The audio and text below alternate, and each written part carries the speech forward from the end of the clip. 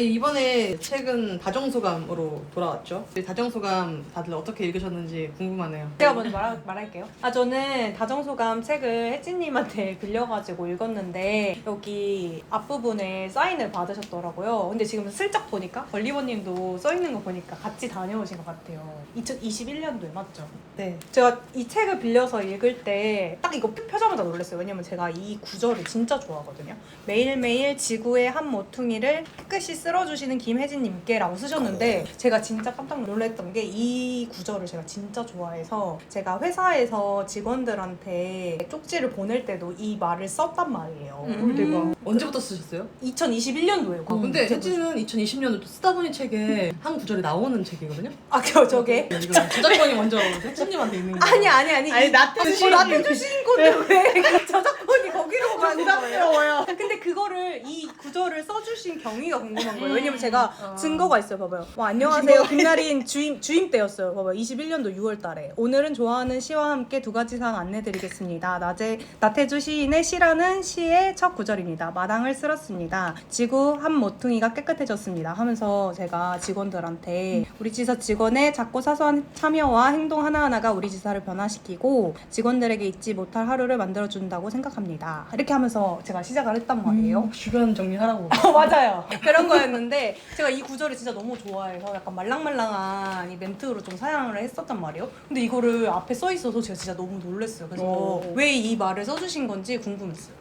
우리가 이 처음에 2021년 10월 8일 북 콘서트는 어떤 책 주제로 한 거였죠? 김은비 작가님 오신다고 해서 전체적인 거. 네. 그때 한번 최선을 다하면 죽는다 해서 제가 이 썰을 풀었던 것 같은데 2분단 셋째 줄에 앉아서 집중해서 들었단 말이에요. 근데 약간 떨리고 계신 것 같기도 하고 해서 좀 더 이렇게 눈 마주치면서 내가 당신 얘기를 잘 듣고 있다, 잘하고 계신다, 약간 이런 표정으로 계속 들었단 말이에요. 근데 그래서 그때 저는 실은 책도 없었고 아무것도 없었는데 걸리버님이 선물이랑 책 이런 거 다 샀다 이렇게 바리바리 이제 싸들고 갖고 저는 그 옆에 이렇게 껴가지고 사인 받으러 간 사람이었어요. 사인만 받으러 간 사람. 그래서 좀 죄송하긴 했어요. 집에 책 있어요 막 구차하게 그렇게 하면서 이렇게 받았는데 여기에 오늘 강의는 김혜진님 덕분에 즐겁게 무사히 마쳤습니다. 정말 너무나 감사합니다. 언젠가는 또 뵙기를 하면서 사인을 해주셨단 말이에요. 근데 그때 또 걸리버님이 잔뜩 뭔가 선물들을 사가셨단 말이에요. 그리고 나서 그분이 이제 감사하다고 그리고 저희가 그때 책 나온 지 얼마 안 됐을 때여서 여기 책도 있어요 한길문고에도 막 이렇게 하면서 얘기했더니 그것도 사가겠다고 하면서 자기 신간이 곧 나오는데 보내주고 싶다라고 해서 주소를 받아갔나? 그랬었어요.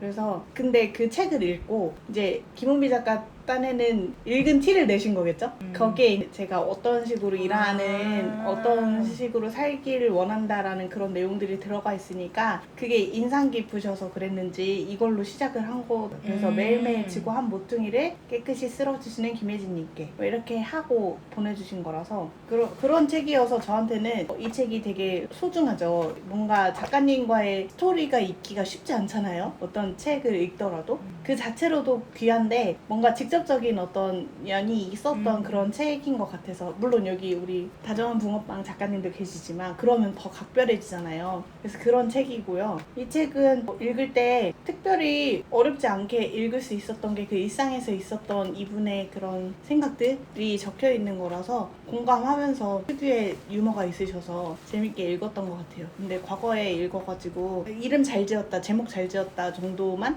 기억이 나는 것 같아요. 근데 아마 얘기 나누다 보면 떠오를 것 같아요. 이상입니다. 저는 이거 3월쯤에 읽었는데 그때 이제 제가 준비하는 시험이 있어가지고 도서관에서 좀 하루 종일 박혀서 막 열심히 공부하고 있었는데 좀 하루 종일 공부하다 보면 되게 집중 안 될 때 있잖아요. 그때 그 시립도서관 대출 받아가지고 공부를 핑계대고 이거를 이렇게 책 밑에 놓고 야금야금 읽었는데 너무 재밌더라고요. 그때는 원래 시험 기간에는 공부 빼고 다 재밌잖아요. 그래서 좀 힘들 때마다 꺼내 읽은 그런 책이었어요. 다 그냥 소제목 하나하나가 되게 공감되면서 재밌었고 힘든 그 시기에 좀 다정하게 저에게 위로를 주었던 그런 책이었던 것 같아요. 지금은 조금 읽은 지 저도 시간이 생겨가지고 기억나는 대로 한번 이야기 나눠보도록 할게요. 저는 요즘 책을 거의 비문학 쪽만 읽어가지고 그걸 한참 그렇게 읽은 지가 오래돼서 에세이나 소설을 읽은 지가 오래돼가지고 딱 이거를 이번 기회에 읽게 됐는데 그래서 그런지 더 이제 말랑말랑하고 가볍게 술술 느낌이 오랜만에 다르게 다가왔던 것 같아요. 그래서 책을 읽으면서 오랜만에 또 미소 지은 부분도 있고 살짝 울컥했던 부분도 있어서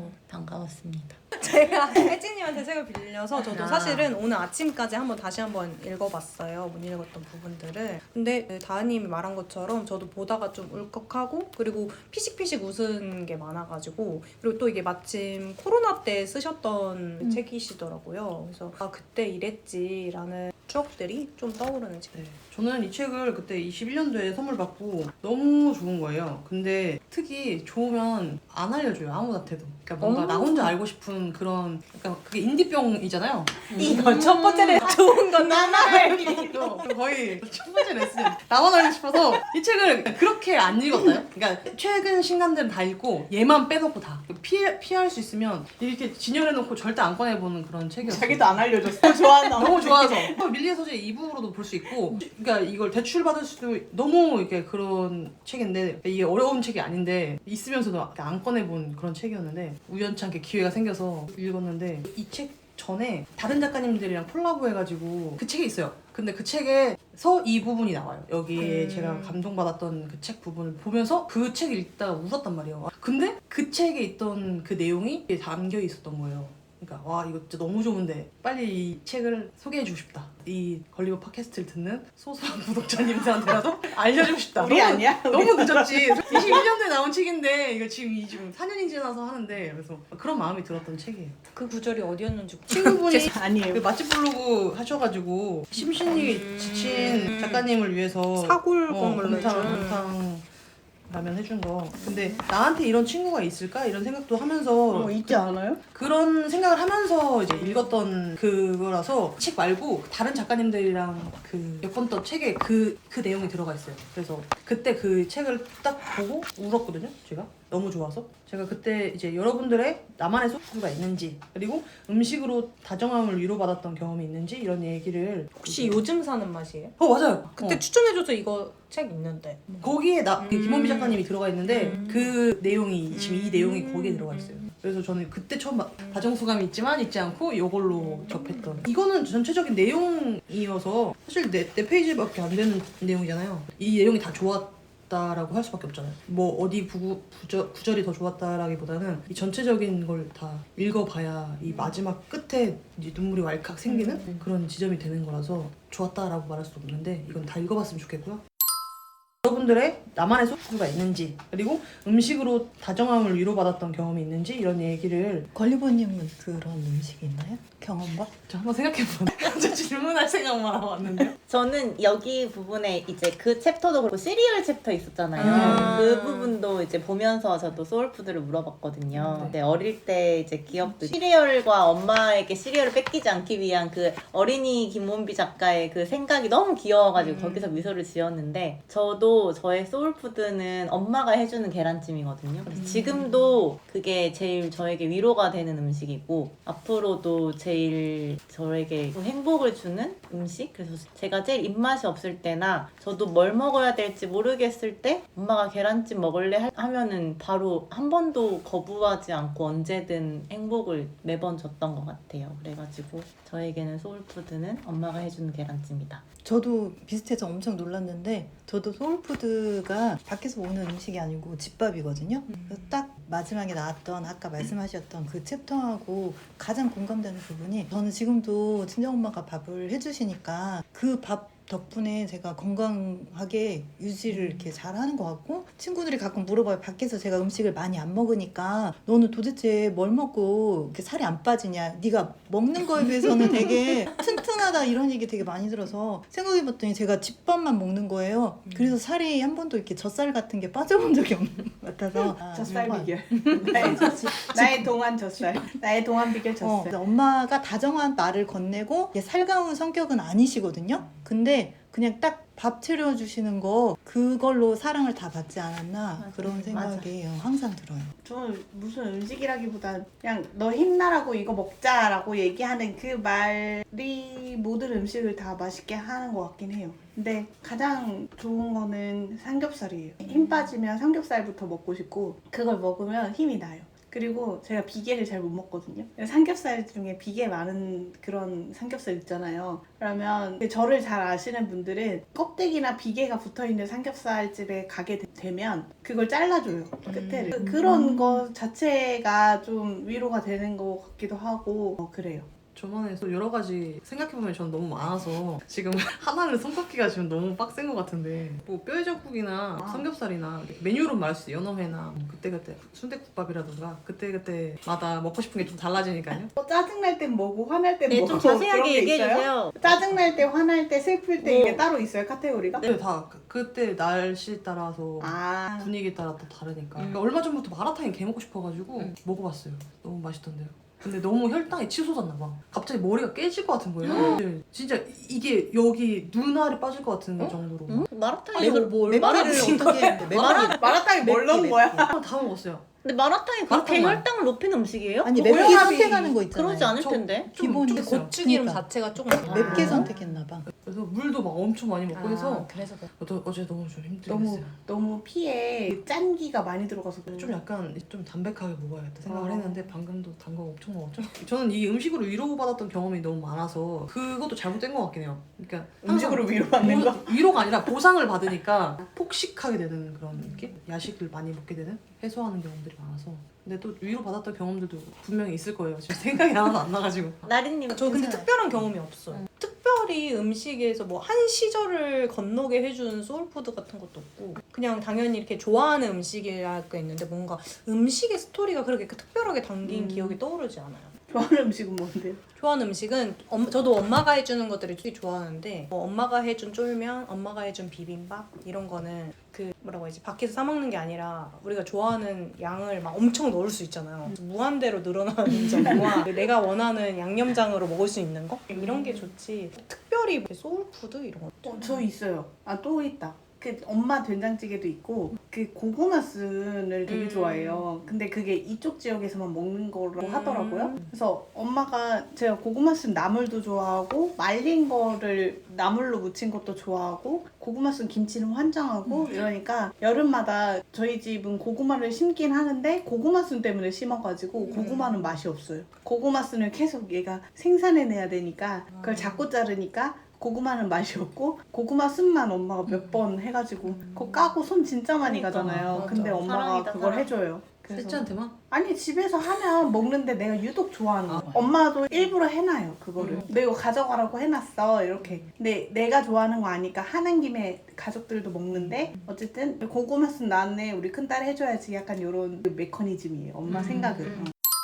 저는 나만을 믿을 수는 없어서 이 부분 되게 재밌게 읽었거든요. 저도 좀 나이가 연차가 좀 되다 보니까 제 주변에 이제 저에게 이렇게 조언이나 충고를 해주는 사람이 점점 줄어가고 저도 좀 잔소리가 많아지는 편이어서 되게 공감이 가는 부분들이 되게 많더라고요. 특히 이제 제가 요즘에 새로운 작품 이렇게 하고 있어가지고 이거를 물어보고 싶은데 어떤 사람에게 물어봐야 이제 가장 저에게 그 공감이 아닌 정말 그 솔직한 소감을 얘기해 줄지 그 고민하고 있었거든요. 그래서 이거 근데 나는 아니었다. 네 맞아요. 혜진님한테 물어봤더니 너무 공감을 잘해주셔가지고 그냥 와 이걸로 시작하니까 이거 아닌 거예요. 그래서 정말 나이가 들수록 나에게는 진짜 이런 꼰대 같은 사람이 더 옆에 있어야 되는 거 아닌가. 이 부분이 지금 정말 저 되게 좋았어요. 공감됐었어요. 혹시 다른 분들도 좋았던 거 아니더라도 꼰대질 때문에 혹시 스트레스 받았던 경험이나 그런 것들이 있으면 나눠주면 좋겠어요. 저는 불과 이번 주에 있었던 일인데 저희가 그 상세 페이지 작업을 해야 돼서 근데 아무도 해본 사람이 없는 거예요. 자료가 아무도 없는데 또 사진을 찍어야 하는데 소품을 사라고 했어요 대표가. 근데 이제 사 인터넷으로 이게 끝이에요. 근데 그걸 뭘 사야 하는지 뭘 어떻게 하나하나 해야 하는지 모르겠는 거예요. 저는 그런 안목이 없으니까.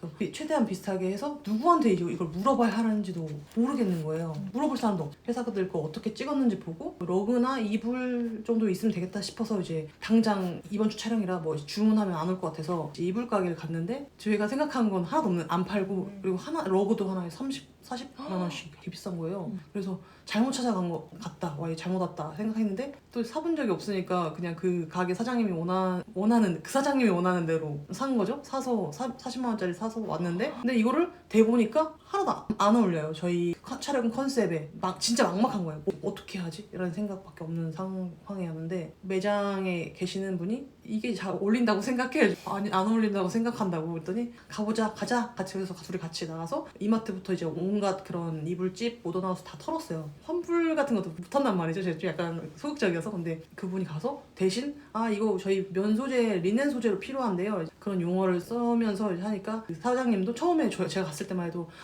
이거면 됐죠? 이런 식으로 해서 예, 이거 이 정도면 될 것 같은데 양모 소재가 아니고 리넨 소재가 있어야 한다니까요? 막 이렇게 말하니까 갑자기 그 사장님도 쩔쩔매면서 막 10개 정도 막 꺼내주면서 이건 어떠세요? 이건 어떠세요? 뭐 2,000원에 뭐 몇인데 이거 있어요? 저희 그거 제작을 해야 할 건데요. 제작은 얼마나 걸리는데요? 일주일 걸리는데요.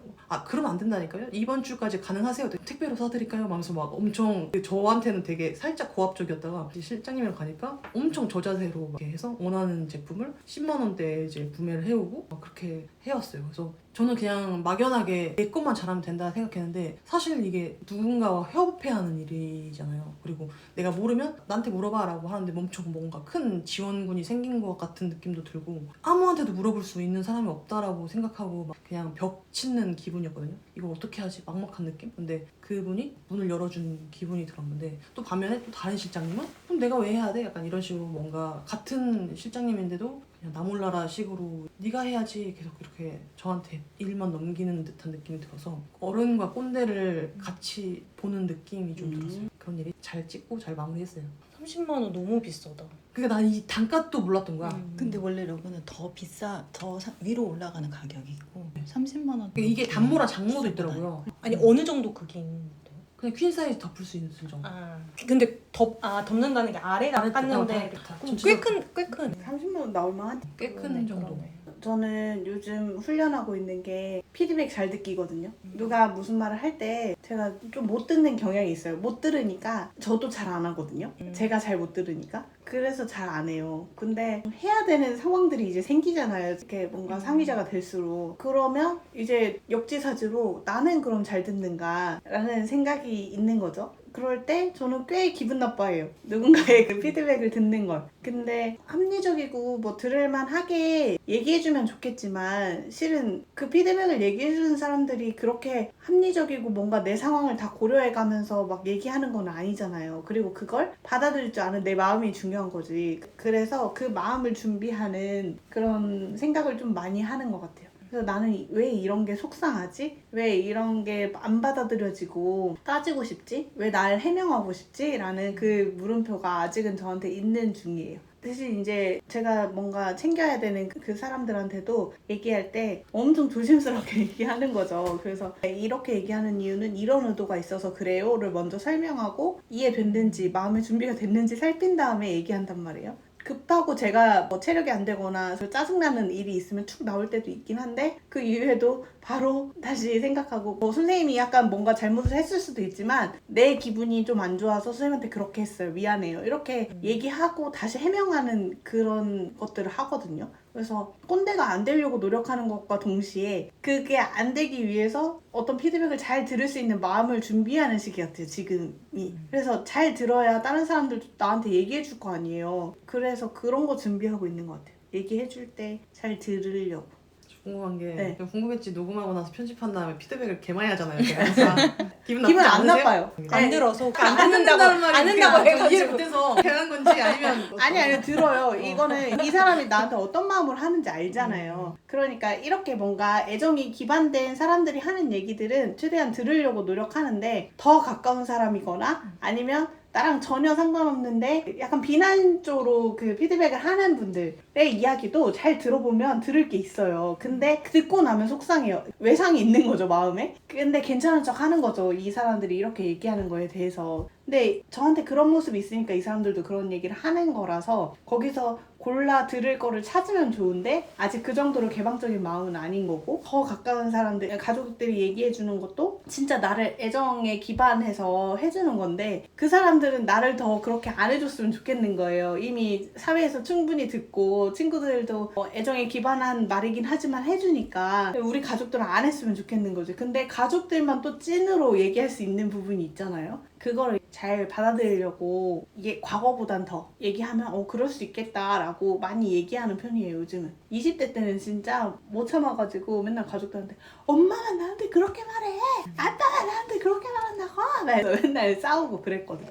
근데 이제는 그래 엄마 서운할 수 있었겠다 미안해 이렇게 하는 게 조금 된 것 같아요, 이제는. 그렇습니다. 그래서 저는 꼰대질 뭐가 있을까 생각을 했는데 우리나라에서 제일 많이 하는 꼰대질이 결혼이랑 자녀 계획이라고 하거든요. 근데 저는 사회 초년생 때는 그거에 다 맞서 싸웠어요. 그러니까 어른들이 회사 선배들이 저한테 그런 걸 말을 하면은 그 비혼의 장점이라든지 아니면은 내가 왜 굳이 지금 해야 되는지 결혼을 빨리 하라고 하면은 왜 그래야 되는지에 대해서 맞서 싸우다가 이제 이게 너무 반복되니까 이 사람들은 절대 내 의견을 들을 생각이 없어요. 그러니까 꼰대질을 하는 사람들의 특징은 내 말은 들을 생각이 없고 자기의 의견만 말하고 싶어 하더라고요. 대화하자고 얘기하는 게 아니니까. 아니에요. 그냥 잔소리하고 싶은 거니까. 그래서 이제 그걸 점점 깨달으면서 이제 너무 많이 싸우다가 제가 지쳐서 이제는 그래요. 네 말 맞아요. 막 이걸로 이제 태세를 바꿨더니 이분들이 너무 좋아하는 거예요. 이제서야 안 거예요. 그러니까 진짜 한 100번 싸우고 나서 이제 안 거죠. 그래서 그렇게 맞아요 하면은 그 사람들이 오히려 말을 일찍 끝내요. 그러니까 만약에 내가 반대의 의견을 얘기를 하면 말이 더 길어지는데 오히려 맞아요 하고 다른 주제로 막 넘어가면 너무 쉽게 넘어가지는 거예요. 그래서 제가 이거구나. 오히려 이 사람들의 말에 맞다고 그냥 긍정을 해주고 넘어가는 게 더 빨리 지나가는 일이구나 라고 그냥 나에게 이런 조언을 해주고 싶었구나. 그냥 이 정도로 넘기는 게 오히려 좋은 사회생활이구나 라고 이제 저는 깨달은 거죠. 근데 그러고 나서 이제 제가 결혼을 준비를 하니까 저도 모르게 제 입이 근질거려. 왜 진짜 제가 너무 놀랬던 게 이게 내 피땀 눈물이에요. 왜냐면은 결혼을 저도 제 결혼 준비 전에 듣기 싫었던 말이 저도 이제 오래 사귀니까 결혼 안 해? 이제 언제 할 거야? 이 얘기가 진짜 너무 듣기 싫었어요. 그 초반에는 그랬는데 제가 이제 결혼을 준비해보니까 매년 그 물가 상승률이 너무 높은데 이제 내 월급은 오르지 않고 오래 사귀고 있는 친구들을 보면 만약에 생각이 있다면 빨리 해라 라고 과거에 내가 들었던 말처럼 해주고 싶어서 입이 근질거리는 거예요. 그래서 이게 그 사람들이 나한테 그냥 던졌던 말이 아니라 자기네들이 진짜 겪은 바가 있어서 나한테 말을 해줬던 거구나 라고 이제 느껴지는 거예요.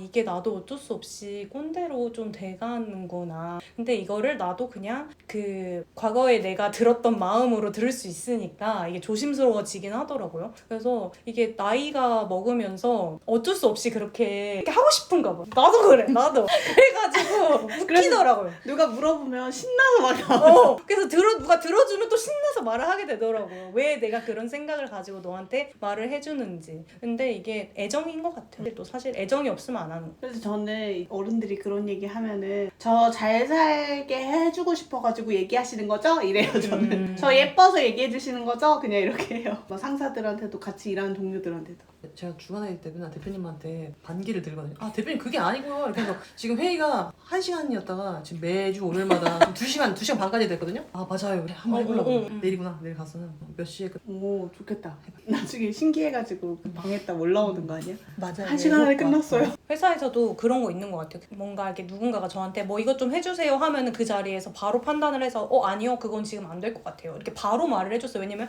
그게 서로의 시간을 단축하는 길이라고 생각을 했는데 저를 지켜보는 상사분이 그렇게 하지 말라는 거예요. 일단은 알겠어요 하고 알아볼게요 하고 조금 있다가 진짜 알아보지 않았더라도 알아봤는데 안 된대요 라고 하면은 그 사람들이 충분히 납득을 해준다는 거예요. 그러니까 그 사람들은 그냥 자기 말을 들어주기를 원하는 건데 나는 너무 단칼에 거절을 하니까 그 사람들은 알아보지도 않고 왜 약간 이런 식으로 되니까 아마 상사분도 일단은 알겠습니다 하고 안 될 것 같은데 뭔가를 들고 가가지고 근데 제가 된다고 생각했는데 이런 부분이 안 되는 것 같아요. 안 될 것 같아요 라고 하면 오히려 긍정적으로 또 받아줘요. 알아봤구나. 내 얘기를 무시하지 않아요. 그게 중요한 것 같더라고요.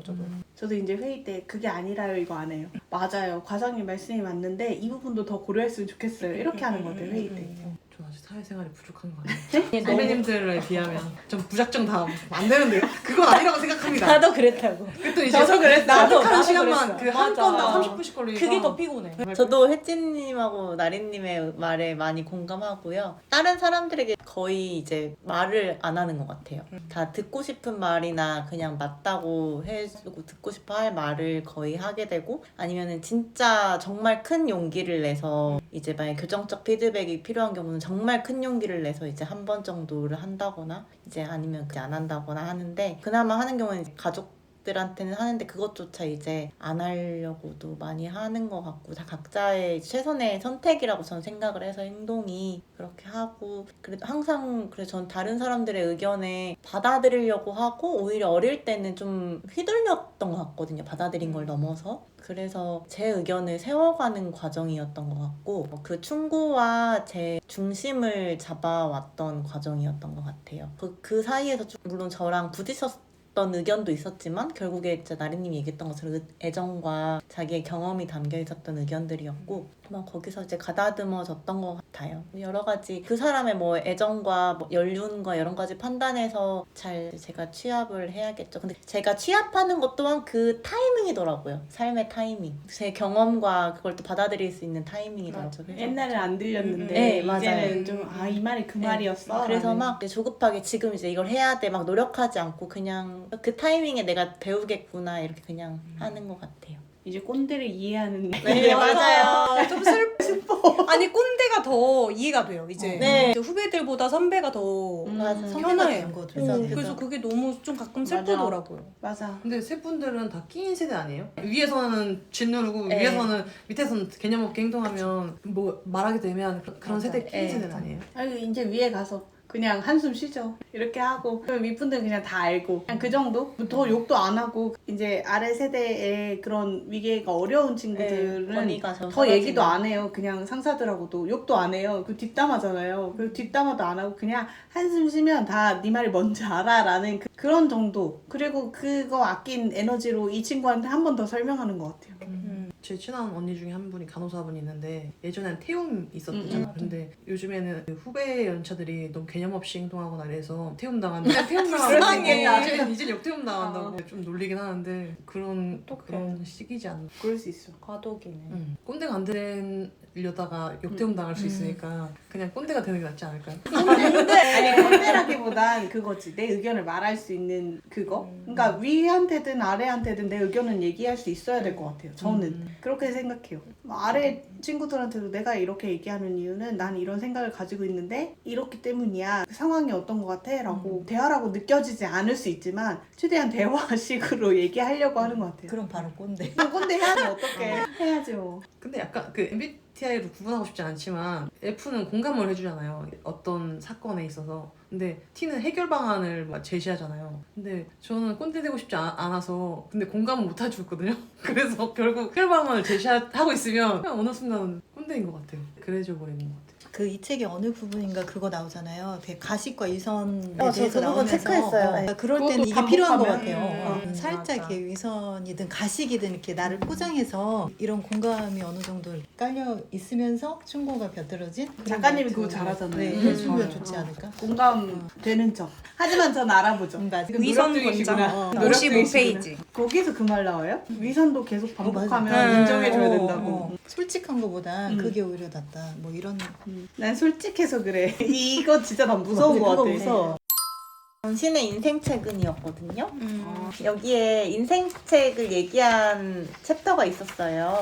그냥 뭐 여러 가지 책들이 나왔었어요. 은하수를 여행하는 네. 히치하이커를 위한 안내서. 네. 엄청 두꺼운 거죠. 네, 그래서 이거는 정말 취향이고 자기의 이제 삶에서 그 영향을 주는 게 다르기 때문에 궁금했어요. 그리고 계속 바뀔 수 있잖아요. 다음 인생책은 또 인생책은 뭐예요? 저는 학습 만화 서울대 인문고전 50선 그 이제 고등학교 애들이 이제 처음 보기 하는 그거에 그라는 그라는 이렇게 이렇게 말했다. 말했다. 네, 그거예요. 근데 그거를 이제 처음 철학책 이제 학습 만화로 쉽게 접했는데 그걸로 쉽게 접하고 이제 니체 철학을 좀 파기 시작했거든요. 근데 그때 이제 삶의 시련과 고난에 대해서 조금 더 의미를 깨닫고 해서 좀 새롭게 좀 단단하게 세웠 있던 계기가 되어가지고 그게 저에게 인생 책이었습니다. 지금도. 저는 그 2010년도였나? 12년도 하여튼 그때 자전거 여행 갔다 온 적이 있어요. 근데 그 당시에 그 트렌드 코리아로 유명하신 김난도 교수가 아프니까 청춘이다라는 자기계발서를 냈어요. 그래서 너무 감명 깊게 읽어서 그래 지금 뭐 7시 몇 분밖에 안 됐는데 당장 여행을 떠나야지라는 마음을 가지고 생각을 들고 여행을 갔다 왔단 말이죠. 근데 갔다 와서 이제 적적해서 독서 모임에 가입해가지고 각자 자기 인생책 같은 거를 좋아하는 책 가져와서 소개하는 시간이 있어서 제가 당당하게 가지고 갔죠. 근데 거기에 이제 철학을 좋아하시는 비문학 뭐 다양한 장르들을 다 가지고 오셨는데 굉장히 자기계발서 읽는 저를 되게 한심하게 그리고 김난도 교수가 한 번도 그렇게 아픈 적이 없다라는 그런 식의 이야기를 하면서 굉장히 비난을 했어요. 그래서 그 책을 가지고 온 내가 너무 초라하게 느껴지는 순간이었다. 비난까지. 맞아. 나 처음 거기서 간 모임에서 그렇게 좀 비난을 다 해서 얻는 게 다른 거지 사람이. 너무 그걸 비난을 해서 다시 집어넣었어. 집어넣고 무슨 말인지 알 것 같아. 왠지 인생책 얘기하라고 하면 되게 거창하고 이렇게 여기 책에 언급된 책처럼 엄청 두껍거나 모든 사람들이 좀 공감을 하거나 아니면 되게 어려운 책이거나 적어도 다은님이 말씀하신 아니 저는 학습 만화예요. 학습 만화. 근데 학습 만화여가지고 진짜 쉬워요. 완전 고등학교 애들이 그냥 읽는. 되게 보면은 그냥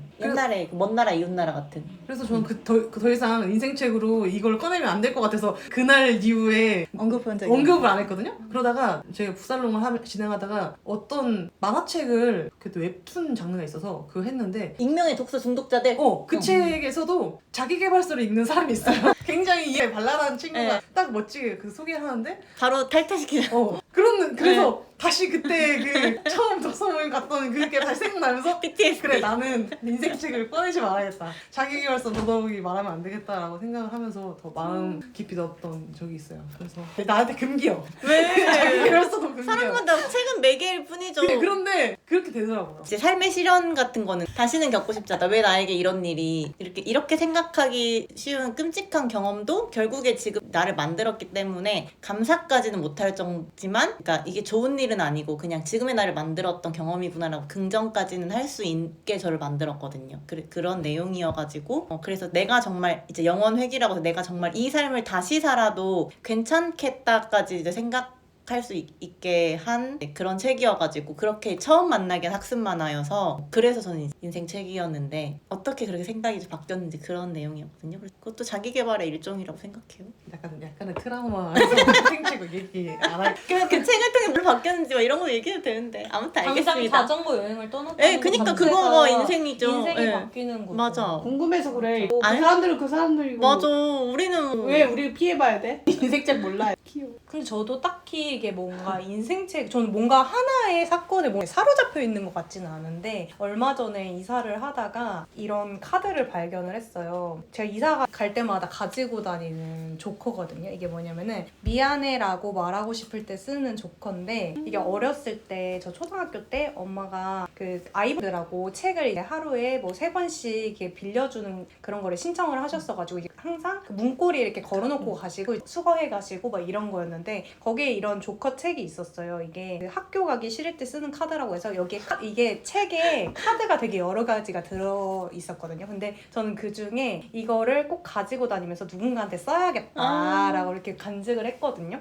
근데 이런 게 뭔가 추억으로 남아 있어서 어렸을 때 읽었던 책들, 그 동화책 방금 말한 것처럼 이제 동화책 진짜 아직도 찾아 헤매는 동화책이 있거든요. 제가 어렸을 때 봤던 그런 것들이 저한테는 인생책이 아니었나라는 생각이 들고 이런 뭔가 귀여운 책들, 어른이 작가님이 하시는 그런 그림책 만드는 일이 저는 되게 중요한 일이라고 생각하는 게 책에 대해서 조금 뭔가 좀 더 가깝게 느껴지게 하고 죽을 때까지 가지고 다닐 것 같아요. 그래서 엄마한테 했더니 엄마는 난 처음 보는데 걸동품 이러면 그랬더니 아 내가 사준 책 속에 있었네 하면서 엄마가 제가 그 책을 읽고 너무 좋아서 엄마한테 사달라고 했던 기억이 있어요. 그래서 바로 알더라고요. 그래서 이런 게 뭔가 추억으로 남아있어요. 또 만약에 아이가 태어나면 꼭 책은 가까이 두게 할 것 같아요. 전집. 그래서 그 중에 손이 더 많이 가는 애들이 있거든요. 근데 제가 그걸 고를 수 있었던 것도 전집을 읽고 나서 이제 거기서 피켓을 몇 개 더 읽은 거여서 몇 번 더 읽은 거여서 그런 책이 있는데 웅진에서 나온 책이었어. 그런 거? 그런 건데 그건 그렇고 그래서 어렸을 때부터 책을 가까이 두긴 했는데 인생책이라 하면 진짜 재밌게 읽어서 제가 여기 독서 기록하는 그 어플에다가 3개가 있어요. 딱 3개 해놓을 수 있거든요. 그래서 하나는 나는 나무에게서 인생을 배웠다라는 책이랑 그다음에 2번째는 장애학의 도전인가? 그 책이고 하나는 최선을 다하면 죽는다예요. 이렇게인데 최선을 다하면 죽는다는 너무 위트 있게 사람을 잘 위로하는 그런 책인 것 같아서 힘들 때 한 번씩 꺼내보면 되게 좋은 책인 것 같아서 누군가가 힘들 때 위로하고 싶은 방법이 그런 식이거든요. 약간 엄청 무겁게 가지고 있는 그거를 약간 웃음이 배시시 이렇게 새어나오면 빵빵한 뭔가에 구멍을 하나 딱 내서 약간 이게 가벼워지는 그런 느낌이 있어요. 그래서 그런 거를 항상 위로할 때 누군가가 위로가 필요할 때 그렇게 해주고 싶거든요. 근데 그 책이 그런 역할을 하는 것 같아서 저는 그 책을 좀 두고두고 계속 볼 것 같고 나는 나무에게서 인생을 배웠다는 그 나무가 생태에서 살아남을 때 도움 주고 도움받는 그런 역할을 해요. 근데 그게 사람 사는 거랑 별반 다를 것 같지 않고 그다음에 그거를 쓰신 그분이 나무 의사인데 나무를 진짜 정성스럽게 돌보세요. 자식 돌보듯. 그래서 그분의 그 시선도 너무 좋고 뭔가를 집중해서 그렇게 아끼는 그런 마음으로 쓴 책이어서 그 책 읽고 되게 좋았고 그다음에 장애학의 도전은 제 전공 분야와 관련된 건데 그 내용의 3분의 2는 제가 이해 못했다고 말할 수 있어요. 정말 이해가 안 됐어요. 끝까지 읽긴 했는데. 근데 공부하듯 읽었거든요. 거의 전공서적 보듯. 근데 이 책을 보고 내가 얼마나 내가 만나는 그런 분들을 이해할 수 없는 입장에 있었나라는 거를 깨닫게 해준 그런 책이었어요. 내가 상상도 못한 어떤 영역과 불편함에 대한 이야기였거든요. 그래서 근데 그걸 본 이후로 그 시좌를 옮겨야 된다라고 얘기를 하는데 내가 어디서 이걸 보냐에 따라서 이 문제는 다 달라진다는 거예요. 그래서 내가 어디에 있느냐가 중요하지 시선만 옮겨서는 이걸 못 본다. 절대 내가 어디 위치에 있는지를 옮겨야 이게 다 보이는 거다 하면서 뭔가 그런 거를 설명해준 책인데 되게 간단하게 그림으로 잘 설명해주기도 했어요. 그 표지에 보면은. 그래서 그런 뭔가 생각을 아예 열어준 책이어서 인생책이라고도 하고 또 약간 긴 대하소설 같은 거 한강 조정래 작가의 책들을 좋아하는데 한강, 태백산맥, 아리랑 근데 그 중에서 아리랑이다. 한강은 고등학교 때 읽었고 아리랑은 제가 좀 공백기를 가지고 나서 대학교 시절이 지나고 잠깐 쉴 때 너무 심심해서 도서관에 가가지고 아는 책이 몇 개 없으니까 아 그래 나 조정래 작가 거 좋아했지 하면서 아리랑을 1권부터 빌렸는데 너무 재밌는 거예요. 그래서 끝까지 다 완독했었거든요. 그거 이후로 이제 책을 계속 읽어야겠다 다시 생각을 한 책이어서 그래서 저는 그런 약간 사연 있는 책들이 있다. 좋다. 읽어보고 싶어. 좋다. 3권씩 말하니까 더 좋다. 장르를 얘기하니까 멋있다. 저도 인생책에 대해서 되게 멋있게 말하고 싶었던 적이 있었어요. 누가 물어보면 나도 좀 인생책이라고 좀 거창하게 말해봐야겠다 해서 이런 류의 책을 읽어봤었거든요. 근데 하나도 마음에 와닿아요. 근데 원래 제가 처음부터 생각했던 인생책은 저도 걸리버님처럼 자기계발서도 좋아하지만 저는 수험서를 엄청 좋아하거든요. 그래서 저는 이런 에세이나 소설보다 이게 읽으면 이렇게 머릿속에 잘 안 들어와요. 마음으로는 더 안 다가오는데 그 수험서나 저는 개론서를 엄청 좋아하는데 이렇게 기본적으로 이렇게 목차가 잡혀있는 글들이 읽기에도 되게 마음이 편하거든요. 근데 제가 가장 좋아하는 수험서가 전산회계 2급인데 에듀윌 가장 좋아해요. 진짜 신선하다. 근데 너무 재밌는데? 아니 너무 근데 좋아요. 제가 이 얘기를 인색적으로 저도 똑같이 얘기했던 적이 있는데 얘기하고 나서 제가 너무 부끄러운 거예요. 이거를 말하면 너무 안 멋있는데? 되는 책을 말한 것 같다는 아니, 너무 생각이 드는 멋있어요. 거예요. 다 얘기를 듣고 보니까 이런 책 말하는 게 아닌가 보다. 아니요. 저는 그 이유가 있거든요. 저도 제가 이제 그 회사에 항상 직원으로 있다가 이제 강사 일을 시작하게 된 과목이 전산회계 2급이었고 그래서 저의 어떤 책이 사람의 생각을 바꾸기도 하지만 행동을 바꾼다면 저한테는 진짜 인생책의 의미가 있는 게 제가 그걸 항상 이렇게 배우고 자격증을 따는 입장이 아닌 누군가를 가르치는 능동적인 그 직업으로 전환할 수 있게 해주는 책이어가지고 너무 재밌어. 정말 많이 읽었거든요. 왜냐면 아니, 가르쳐야 되니까. 맞아. 그래서 선생님들이 원래 네, 제일 많이 그걸 읽어. 막 외우면서 말도 저도 해보면서 해서 그 책이 너무 재밌는 거예요. 그래서 지금도 애들 가르쳐야 되면 수시로 읽는 책 중에 그리고 또 회계책 중에서는 그 출판사 책이 가장 간결하고 저랑 딱 맞는 것 같아서 거기 제가 뭐 몇 가지 막그 외워야 되는 두 문자까지 막 만들어서 이렇게 해서 그거 너무 멋있어요. 너무 진짜. 이런 이야기를 하고 싶었어요. 아 그래요? 근데 진짜 항상 거창한 얘기를 이거는 해보려고 너무 틀에 박혔잖아. 그래요? 아니, 내가 근데 말한 거는. 소설 아니야, 같은 아니야. 것도 그래서 되게 다른 사람이 인생책이라고 말하는 것도 이렇게 읽어봤는데 와닿은 거는 사실 별로 없었어요. 그 추천책이라고는 말하고 싶지만 저한테 인생책은 좋아. 저는 전산에게. 항상 인생책을 할 때 전 멋있는 책을 해야 된다는 느낌을 한 번 받은 적이 없어요. 그냥 그 사람의 그냥 삶에 그냥 어떤 지점을 다가간 책이라고 생각해서 그냥 개성을 나타내는 거라고 생각하거든요. 난 그래가지고 동화책도 상관없고 어, 진짜 저도. 다 아니, 저는 상관없어서. 항상 이런 류여야 될 것 같았어요. 아. 은하수로 여행하는 저는 히치하이커를 한때는 위한 그 동화책이었어요. 그냥 그 동화책. 그 기억이 안 나요. 되게 얇은 마리서사에 샀던 되게 얇은 책이었거든요. 그림책. 뒤에도 지지 않고였나? 뒤에도 지지 않고 궁금해. 아무튼 시인데 네, 아무튼 그림책으로 내가 애정하는 사람들에게 일본 아무튼 다 작가인데. 일본 작가의 시를 우리나라 그림 작가가 해가지고 상 받은 아무튼 그림 작가가 해서 외환이 됐었던 책이었습니다. 초록색 책. 맞아요. 초록색 되게 얇은 책. 그리고 인생책은 자꾸 또 바뀌더라고요. 저 갑자기 해치고 보니까 생각나는 게 굳이 이제 인생책을 꼭 말해야 한다면 저거 좋은지 나쁜지 누가 아는가. 좋아해. 루시오 신 수달이 계속 잡아오면은 새가 가지고 가버리는 그런 랜착인가? 어떤 그런 관계. 제가 그 당시에 쓸데없는 인간 관계를 굉장히 많이 맺고 있었거든요. 이제는 선택해야 한다라는 그런 느낌을 받아서 불필요한 인간관계를 그때 한번 다 정리를 했던 적이 있어요. 그래서 그 시기마다의 맞아. 나한테 마음에 와닿는 와닿는 책이 그 있어. 책이 맞아. 저의 인생책이 저는 된다고 생각해가지고 맞아요. 진짜. 그치만 자기계발 쑥스럽기는 해요. 아직도. 내가 이제 쓰지 않는 말들 그것들이 각자 되게 어떻게 의식적으로 안 쓰려고 노력하는 단어들이 있는지 조금 궁금했어요. 오. 여기 책에서 나왔었잖아요. 내가 이제 쓰지 않는 말들. 뭔가 김원비 작가님의 글을 보면서 되게 새로운 신선한 경험들을 정말 많이 하셨다라고 느끼면서 되게 뭔가 그냥 틀에 박히지 않고 고정관념에서 벗어나려고 본인이 되게 많이 노력하시는 것 같았는데 내가 이제 쓰지 않는 말들 부분을 보면서 나도 어떤 말들을 안 쓰려고 노력하고 있지라는 생각이 들었거든요. 스스로 생각했을 때는 유모차, 유아차 이런 거 산부인과 이런 것들 이런 거는 좀 의식적으로 좀 안 쓰려고 노력하는데 각자 또 어떤 것들이 있는지 궁금했어. 산부인과는 왜 안 돼요? 그럼 뭐라 불러야 돼? 그러니까 여성 질환인 건데 그냥 모두 다 출산에 관련된 거라고 하는 게 잘못됐다고 알고 있어요.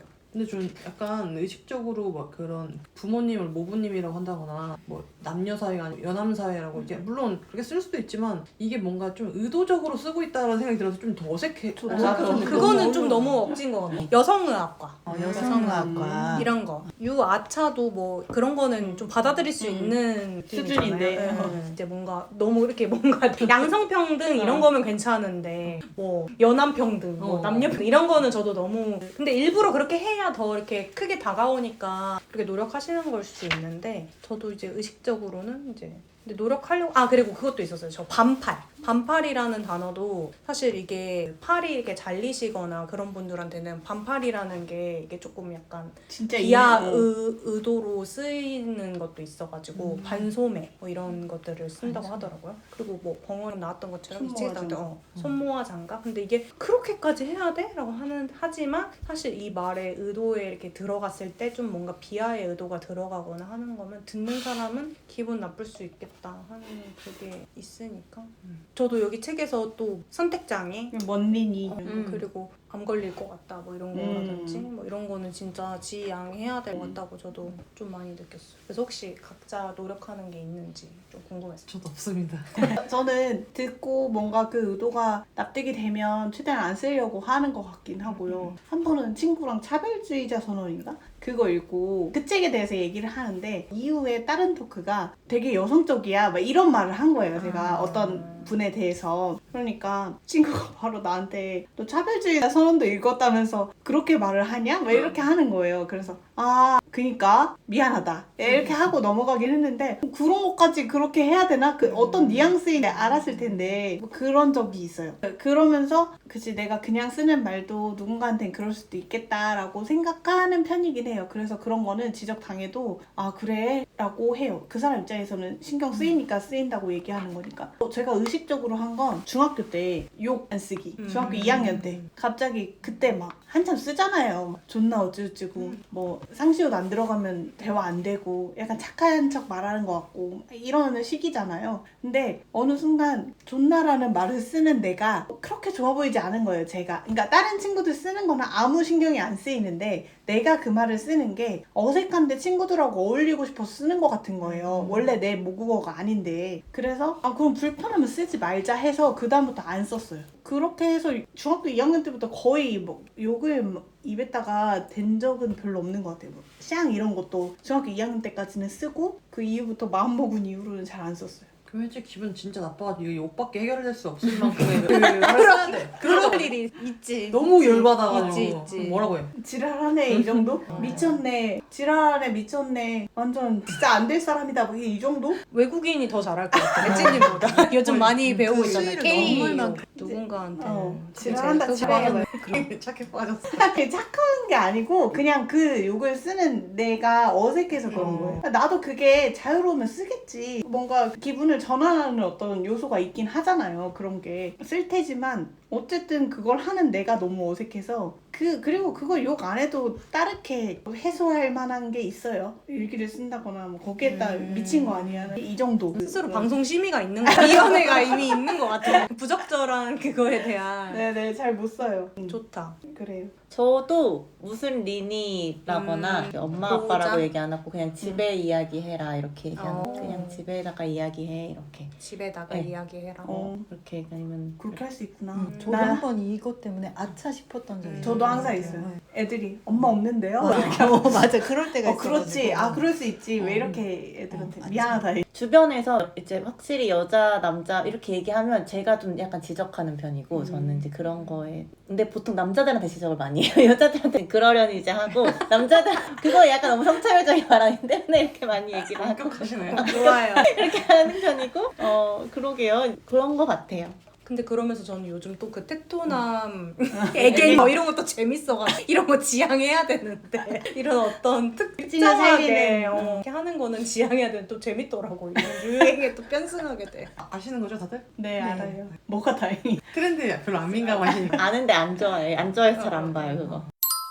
여행에 정답이 있나요? 라고 챕터 있잖아요. 여러분들은 어떤 여행을 선호하시는지랑 이제 그 내용이 파리 여행 갔을 때 그 단체 관광 온 중년 분들한테 이제 여행 부심이 있는 어떤 블로거가 시끄럽고 단체 티 맞춰가지고 입고 와서 안 좋게 써서 댓글도 다 안 좋게 나와 있었는데 알고 봤더니 이제 각자의 사연을 가지고 왔던 분들의 이야기를 이제 함께 경험했던 작가님이 이제 맥주값을 갚으려고 그들을 대변하는 식의 글을 적어주셨었는데 이제 그 뭐뭐 부심이라고 해서 저는 이제 커피를 했었으니까 커피 부심이 있어서 예를 들면 아메리카노 시켰는데 뭐 설탕 시럽을 엄청 한 10펌프 넣어서 먹는 사람들을 보면 뭐야 커피만 모르네 약간 이런 식으로 좀 깎아내려서 생각했던 적도 또 있었고 맥심이 최고다라고 생각하시는 분들 만날 때마다 커피 모르시네 약간 이렇게 부심이 좀 있었었거든요 사실. 그래서 근데 여기서 그 수박 겉핥기만 해도 사실 상관없는 라는 그런 문장 때문에 저는 또 나름 맛집을 소개하는 사람이니까 군산에 왔으면 이것도 먹고 저것도 경험해봐야지 라고 생각을 했던 것도 있어요. 그래서 이성당만 가고 북성만 가는 사람들을 보면서 군산 여행할 줄 모르네 라는 생각을 좀 약간 했던 여행부심이죠. 그런 것들도 있었는데 그럼 과연 이 사람들이 제대로 여행을 하려면 어떤 식의 여행 루트를 알려주면 좋을지 이런 생각을 이 책 읽으면서 다시 한번 생각해보게 됐던 것 같아요. 그러니까 나도 나 역시 또 다른 지역 갔을 때는 그냥 거기 유명한 곳 빵집 뭐 맛집 이런 데 가고 그냥 그게 끝인데 내가 지금 소개하고 있는 이 막 찐 맛집 정말 현지인 맛집 이런 것들을 너무 강요했던 건 아닐까라는 생각이 좀 들었어서 아무튼 그런 생각을 했었거든요. 그래서 여러분들과 나누고 싶은 건 어떤 여행을 선호하시는지와 어떤 부심이 있는지 뭐 이런 식의 이야기를 좀 나눠보면 좋을 것 같습니다. 저는 예전에는 진짜 완전 대문자 제이여서 그리고 이거를 다 지켜야 된다는 생각이 너무 강해가지고 20살 때 네일로를 친구들하고 갔었는데 이런 식이었어요. 전날 술을 마셨어서 이제 다음날은 좀 쉬고 싶잖아요. 근데 저는 내가 계획한 게 있으니까 이제 이거 꼭 가야 된다. 근데 이제 애들한테도 고압적으로 약간 말을 느끼게 하는 거죠. 예를 들어서 애들아 나 내일 여기 박물관 가고 싶은데 너네 안 갈 거야? 그럼 나 혼자 갈게. 이렇게 하면 애들은 이제 맞춰주고 싶으니까 아 같이 가자 이렇게 해서 그땐 진짜 그게 고마운지 몰랐던 거죠. 나는 내 계획대로 할 거고 너네들이 안 일어나면 나 혼자 갈 거야. 그냥 이런 식이에요. 그러니까 저는 나름대로 애들한테 나 혼자 가도 괜찮아 이런 식인데 사실은 애들은 같이 가준 거죠. 그래서 가장 기억에 남았던 에피소드가 그렇게 해서 곡성의 어떤 곤충 박물관인가? 그거 그렇게 중요하지도 않아요. 근데 이제 그때 안동 소주를 그 전에 뭐 어디서 사가지고 했는데 시간이 안 남은 거예요. 열차 시간이 얼마 안 남았는데도 나는 여기를 보고 싶어 하니까 애들이 그래도 맞춰주겠다고 애들아 그럼 뛰어야 돼? 하면서 그 박물관을 뛰면서 나비?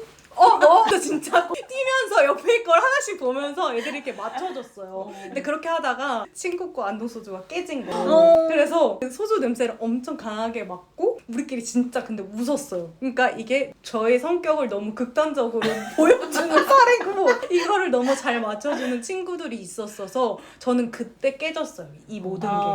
소주처럼? 소주처럼 다 깨졌어요. 그래서 이게 내가 너무 애들을 힘들게 했는데 애들은 나를 위해서 진짜 잘 맞춰줬고 전 다른 거 그때 봤던 거 하나도 기억 안 나는데 그 에피소드가 사실 너무 즐겁게 남아있거든요. 그래서 애들이 너무 나한테 사로잡혀 있었구나 하면서 근데 그게 너무 고맙고 그래서 그 뒤로는 좀 이런 걸 많이 없앴거든요. 그렇게 뭔가 깨지는 경험이 있었어서 이제 조금 약간 스몰 제이로 변하고 가고 싶은 데를 숨겨놨다가 애들이 카페 가고 싶다 하면 그때 그래 그럼 여기는 어때? 자연스러운 척 이렇게 꺼내는 사람이 됐는데 이제 뭔가 그랬던 다시는 이곳에 못 올 것 같아 라는 마음의 여유가 없어서 이렇게 다 가봐야겠다 이랬다면 이제는 다시는 이 친구다라고 못 올 수도 있으니까 라고 이 사람한테 맞추게 되는 좀 너무 재밌다. 소주 에피소드 너무 재밌다. 진짜. 저는 편한 여행이라고 하면 좀 계획 없이 가는 거예요. 숙소랑 지역만 정하고. 지독하게 계획 없이 가시잖아요. 네, 숙소랑 지역만 정하고 그냥 가고 뭐 어느 정도 그 눈팅으로 찾긴 하죠. 뭐 여기 이런 거 있다던데만 머릿속에 넣어놓고 그냥 가요. 왜냐면 날씨가 안 맞을 수도 있고 또 내가 다른 데 가고 싶을 수도 있고 거기 갔는데 갑자기 노을 보고 싶을 수도 있고 바람 부는데 책 읽고 싶을 수도 있고 하니까 그냥 가요. 가서 그렇게 다니는 편이죠. 부럽다. 근데 또 이렇게 좀 가야 되는 친구들 있으면 그 친구한테 맞춰요. 너 가고 싶은데 어디야? 라고 물어보면 있어요 꼭 이런 친구들은. 맞아. 그러면은 꼭 거기에다가 해서 꼭 가야 되는 곳 한 두세 곳 정도 이렇게 픽스로 박아놓고 그 나머지의 것들은 혹시 내 맘대로 좀 다녀도 되겠니? 라고 이렇게 물어보는 편이에요. 근데 그렇게 다녀도 그 친구들이 또 제 얼렁뚱땅 정하는 그게 또 결과가 나쁘지 않아요. 일단 그 동선 안에서 제가 약간 우발적으로 선택하는 편이거든요. 그러니까 딱히 자기도 안 불편하고 그래서 또 제가 선택하는 게 의외로 또 재미있고 좋은 그런 거여가지고 네 그래서 특별히 불편하진 않아요 그런 것들이. 그러면 2월 달에 낭만 여행을 갔다 왔죠. 다은님한테 한번 여쭤보고 싶은데 어떠셨는지. 혜찌가 진행했던 무궁화 열차를 타고 대천에 다녀야 돼. 뭐 괜찮았습니다. 어땠어요? 이걸 왜 해야지? 예를 들어서 어떻게 나 빼고 3명 다. 냈다 다 차가 있는데 왜 이걸 제일 느린 무궁화 기차를 타고 전 대천까지 좋았어요. 가야 하는지가 의문이었고 의문 여행이었네요. 네, 저는 계속 처음부터 끝까지 계속 물어봤어요. 그래서 혜찌 계속 낭만이잖아, 낭만 있잖아. 그래서 계속 왜? 이거 왜? 이게 지금 낭만이야? 정해진 게 아무것도 없어. 심지어 가야 할 그 식당 같은 것도 안 없어. 찾아보. 너무 불안해. 누군가의 기억에 의존해서 거기 식당 괜찮았던 것 같다며 알아보려고 뛰어갔다. 근데 그 식당 없어. 그래서 아무 데나 그냥 싸게 해준다는데 들어가서 먹었잖아. 근데 근데 안, 그게 다 추억이죠. 다 제이. 다 제이야. 근데 지효 돌아오는 기차 탔는데 안 정하고 갔어요. 난 A식 너무 이해 못해. 불안한 거야. 진짜 출발부터 불안했어. 몇 시에 출발하는 거야? 언제 가는 거야? 뭐 어디서 하는 거야? 돌아오는 차는 정말 해맑게 괜찮아. 다 괜찮대. 낭만이잖아. 그날 제일 많이 들었더니. 강요 아니야? 하나님이 저랑 한 번씩 뭐 어디 가거나 왜 이런 그런 게 있거든요. 항상 참아줘요.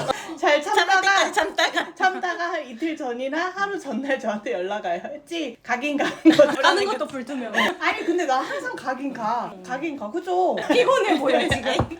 항상 저 거의 일주일 전에 저는 모든 계획을 짜기 때문에 하루 전까지 꾹 참다가 진짜 기다리다가 하나님의 질문으로 계획을 세우는 편. 근데 저 진짜 좋아요. 그렇게 다녀오면. 쉰 거 같고. 그래 뜻밖의 그 상황들만 기억나요, 저는. 제가 계획해서 갔던 것보다 그냥 뜻밖의 여기 머물기로 했는데 좋았던 기억만 남아서 맞아. 매력이 진짜 있다. 것 같아요, 저는. 매력 있어. 저번에 강진 여행 갔을 때도 비가 너무 많이 오는 거예요. 근데 애초에 뭐 찾아보지도 않았지만 그래서 그냥 그 숙소에서 대청마루가 있길래 거기서 막걸리 먹고 잤어요. 빗소리 들으면서. 근데 그게 너무 좋아요, 기억에. 여유 있는 것 같아 좋아요. 저도 완전 대문자 제이여가지고 그러니까 초반에도 그리고 제가 거의 여행 계획을 짜는 편이에요. 그래가지고 약간 같이 가는 사람들을 최대한 전 만족시키고자 하는 그런 이상한 욕구가 있어가지고 그 정보를 통달을 해서 여행 그 관광지든 맛집이든 해가지고 어떤 메뉴는 별로고 어디는 정말 괜찮고 해가지고 좀 디테일하게 되게 짜는 편이에요. 그래서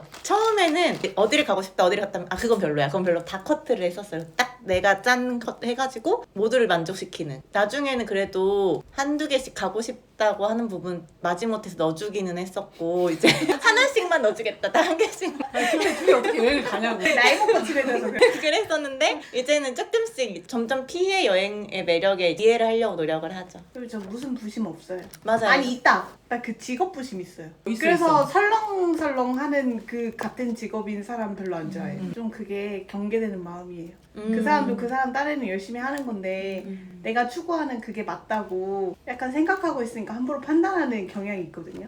그래서 그런 부심이 있어요. 근데 저 이거 읽으면서 생각난 게 있었어요. 최근에 저희 팀 회식하는데 좀 나이가 있으신 팀원이 있었는데 하는 말이 얼마 전에 아들이랑 같이 뮤지컬을 보러 갔는데 옆에 분이 이제 중간 인터미션 때 숨소리가 너무 크다고 지적을 했다는 거예요. 본인을? 그래서 너무 상처받아가지고 그 뒤로 지금 뮤지컬을 안 보러 다니시고 그 전에 되게 많이 아드님이랑 많이 보러 가셨는데 그러니까 우리나라는 약간 시체관극 맞아요. 약간 그 문화가 있잖아요. 완전 시체처럼 움직이지도 숨도 말고. 들고 움직이지 부시럭거리면 앞으로 안 되고 이렇게 하면 안 되나? 패딩도 다 맡겨야 되고 진짜 뭐 이렇게 있어야 돼. 이렇게 그냥 진짜 등대고 시체관극이라고 할 정도로 진짜 뮤지컬에서? 뮤지컬은 절대 소음이 나면 안 돼요. 나 가면 안 되겠다. 그럼 막 옆에서 따져요 엄청. 근데 제가 느꼈을 때 제가 막 잡아먹어. 클래식 하면 분도 했다가 가봤는데 진짜. 뮤지컬이 더 심해요. 클래식은 오히려 뭐 이렇게 하시는 분들도 있고 자연스러운데 뮤지컬은 그 20, 30대 여성분들이 엄청 이렇게 눈에 불을 켜고 그 사람을 지적하거든요. 나중에 중간에라든지. 그래서 근데 그거에 상처를 받으셨다는 이제 엄마 뻘의 분의 얘기를 들으니까 제가 너무 마음이 안 좋은 거예요. 그래서 뭔가 여기서 그 개탄맨이라고 하잖아요. 뭐에 개탄하고 개탄하고 이런 것처럼 우리나라도 좀 약간 그런 뮤지컬 문화에 있어서 그런 게 좀 심하지 않나? 그러니까 내가 이게 맞고 근데 저는 그것도 제가 아까 전에 여행에서 느꼈던 것처럼 다시는 이 공연을 이대로 다시 못 볼 것 같다라는 이 생각에 사로잡혀서 사실 이 모든 거를 내가 흡수하고 싶어서 라는 욕심 같거든요. 그런 게 좀 안타깝긴 했어요. 다른 나라는 좀 같이 노래 뭐 부르기도 하고 환호도 하고 그런다고 하는데 어떻게 하다가 이렇게 문화가 자리 잡혔는지 모르겠지만 그것 때문에 더 유입이 안 되는 거 다른 관객들의. 그래 난 못 가. 저도 뮤지컬 한번 그때 보러 갔다가 그러니까 뭐라고 하시는 거예요. 그 이제 젊은 여성분이 엄마 뻘 되는 맞아. 분을 막 거의 잡아먹듯이. 그래가지고 너무 무서웠어요. 그렇게 기분 좋게 비싼 티켓 맞아. 주고 보러 비싼데. 왔는데 정말 불쾌한 경험으로 남겠다라고 생각이 들더라고요. 이상한 자기만의 우월감이잖아요. 근데 저는 반대로 이렇게 나이 드신 분이 저 처음 뮤지컬 보러 갔을 때 저는 어렸었거든요. 태움이죠. 네, 그래서 그분이 옆에서 얘기해줘가지고 정말 그렇게 해야 되는구나를 이렇게 배웠는데 그때 좀 우연찮게 좀 좋은 자리 취소가 된 자리 앞자리에 당일 예매를 하게 된 거예요. 그래서 너무 좋아가지고 가까이 보려고 이렇게 앞쪽으로 무대 쪽으로 제가 기울였더니 옆에 분이 그렇게 하면 안 된다고 하면서 이제 사탕까지 챙겨주시면서 뮤지컬의 티켓에 대해서 막 다 얘기를 해주셨어요. 근데 그때 뮤지컬은 되게 어려운 거구나라는 거를 생각을 했는데 그 뒤에 본 뮤지컬들은 대체적으로 제가 좋아하는 배우가 나오는 팬들이 더 많은 자리여서 편하게 봤던 것 같아요. 근데 일반 관객들이 있는 그런 뮤지컬은 그 지켜야 되는 게 좀 있구나라는 게 그때 배웠던 것 같아요. 배웠다고 생각해서 아 저도 당연히 그렇게 해야 되는 줄 알았었어요. 그때 사실은 음악이 나오고 그런 막 이렇게 분위기인데 그거를 어떻게 아니 이렇게 한다고 대사 안 들리는 거 아니잖아. 그니까. 그분 얘기로는 제가 이렇게 움직이게 되면 좌석이 이제 약간 지그재그로 배치가 돼 있는데 뒤에 계신 분의 시야를 제가 가리게 되잖아요. 아무리 좋은 좌석이어도 그 간격이 좁으니까 그런 것 때문에 지켜야 되는 것들이 다 있더라고요. 특히 단차가 없는 어, 극장일수록 더 엄격하더라고요. 아니 그러면 그거는 그 공연 관계자한테 민원을 넣어야지. 사실은 그래. 그 옆에 사람한테 그렇게 전 잘 모르겠네요. 근데 그것도 그렇고 지금은 이제 많이 안 그러지만 그 여행도 그렇고 아 내가 하는 게 뭔가 정답이라고 생각하는 좀 약간의 편협이라고 해야 돼 편협한 생각들이 그렇게 만드는 것 같아요. 전 요즘 훈련하고 있는 게 그거거든요. 누군가에게 다 그럴 만한 이유가 네. 있다 이거거든요. 그러니까 권리버님이 거기서 인생책 얘기했다가 무한당한 것처럼 이 사람한테는 그게 나름의 이유가 있잖아요. 이 사람한테는 그래서 소중한 거란 말이에요. 그래서 누구랑 대화할 때도 약간 잉스러운 그런 게 있긴 하지만 오히려 그걸 파고 들어가면 또 재밌는 그게 나오거든요. 이 사람이 어떤 경험 때문에 이게 좋다고 하는지. 그래서 그 재미를 좀 알아가고 있는 중인 것 같아요. 맞아요. 그게 왜 좋아? 근데 내가 말하는 그게 왜 좋아는 뭔가 혐오나 막 이상해서 물어보는 게 아니고 너한테는 그게 어떤 의미야? 라는 그 질문을 되게 많이 하는 것 같아요. 궁금해지네요. 그게 궁금했지를 하면서 생긴 건가 아니면 원래 그랬 그런지는 모르겠는데 그렇고 아이들하고 대화할 때도 이제 아이들이랑 하도 많이 만나니까 이제 일적으로 할 때도 울고 뗐어요. 아니면 누군가를 막 비난해요 애기가. 그러면 걔한테 옛날 같았으면 그렇게 얘기하면 돼 안 돼? 이렇게 했을 텐데 나중에 조용히 불러가지고 땡땡아 너 아까 그 친구한테 그렇게 계속 얘기하던데 뭔가 이유가 있어? 라고 물어보면 나름의 이유가 있어요. 그래서 그렇게 약간 통제형인 친구여가지고 얘가 하는 어떤 행동이 자기한테 어떤 영향을 미칠지까지 생각해서 그 얘기를 한 거예요. 그래서 아, 너 원래 마음은 그런 거였구나 막 이러면서 다른 대화가 가능하고 다른 대안 제시가 가능해졌거든요. 너가 그 말을 한 이유를 정말 궁금해서 물어보는 태도? 그러면 그 부심의 그런 게 조금 낮아질 수 있는 것 같긴 해요. 믹스커피 좋아하는 분도 맞아. 커피를 마시는 이유가 되게 여러 가지잖아요. 뭐 커피를 두고 궁금한데요? 커피를 두고 이야기 나누는 게 좋아서 커피를 좋아하는 사람도 있고 아니면 커피를 내리는 그 순간만이라도 내가 이 여기에 있다는 그 감각이 들어서 그 커피를 좋아하는 사람도 있고 아니면 향이 좋아서 좋아하는 사람도 있고 근데 이유는 다 각자 여러 가지여가지고 그 습관을 들이면 조금은 원활하게 다른 사람들하고도 대화할 수 있지 않을까? 라는 그런 생각을 하면서 살고 있어요 요즘. 저도 이제 각자의 자기의 그런 가치관이 있기 때문에 사람을 어쩔 수 없이 아예 평가를 안 할 수는 없는데 평가를 최대한 하지 말자라고 생각을 하는 것 같아요. 거짓 팟캐스트 마무리 지어보려고 해요. 소감 많이 얘기 안 해요? 한마디씩. 저 이때 추천해드리고 싶은 게 도서관에서 빌려 읽다가 너무 좋아서 구입했거든요. 오. 근데 좋았던 거 중에 가장 좋았던 게 표지거든요. 너무 색깔도 너무 예쁘고 이 웃는 듯한 이 표정도 너무 귀엽고 반짝거리는 이 다정소감이라는 제목이 너무 좋았어요. 꼭 소장해서 읽어보셨으면 좋겠어요. 오랜만에 만나서 반가웠습니다. 저는 여기 책에서 위선하고 맞춤법 부분이 좀 인상적이었는데 오늘 이야기를 양 못해서 좀 아쉬웠고요. 여러분을 오랜만에 만나서 반가웠습니다. 저도 김은비 작가님이 자신만의 이제 언어를 좀 많이 넣어주셨는데 뭐 비웃긴 포인트, 뭐 윤리적 노팬티 상태, 뭐 개탄맨, PC함을 뭐 잘 지키는 언행 뭐 이런 것처럼 본인에게 언어로 많이 재밌게 표현을 해주셔서 그런 부분들을 읽으면서 아 나도 뭔가 나중에 글을 쓴다면 이런 유머 있는 부분들을 가지고 싶다라는 생각이 들었고 많은 다정함을 느낄 수 있어서 일상에 뭔가 새로운 생각이나 이제 사고가 필요하신 분들이 읽으면 좋을 것 같아요. 근데 이분은 진짜 본질을 파고드니까 그런 용어를 만들어낼 수 있는 것 같아요. 원래 위트 있기도 하는데 그 상황의 본질이 뭔지 잘 알아가지고 저는 피곤한 상태였지만 역시 책수단은 옳다라는 외향형이 맞다.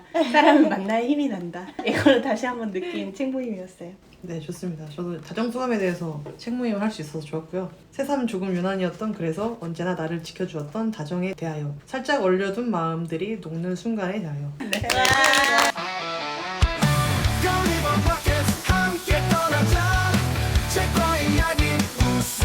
상처